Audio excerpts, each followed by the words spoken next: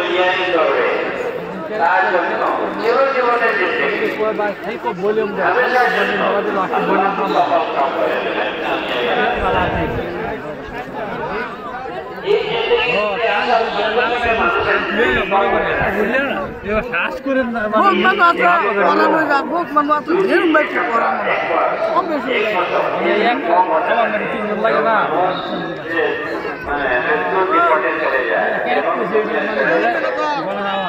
যাওয়ার সময় মানুষের সঙ্গে কোন জিনিস যায় না, না কাপড় চোপড় যাবে, না মানুষের সম্পদ যাবে, না জমি যাবে, না গাড়ি ঘোড়া যাবে, না বিল্ডিং কারখানা যাবে, কিছু যায় না, দেখা যায় মানুষ।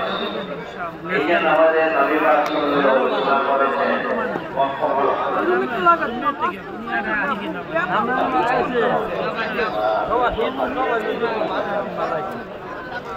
ধোয়ানি রাষ্ট্রীয় যেহেতু ধোয়ান রয়েছে 19,000 টাকা বন্দোবস্ত করে দিয়েছি। আমি বলছি 13,000 দেবো কয়া আমি গেছি কারেক্ট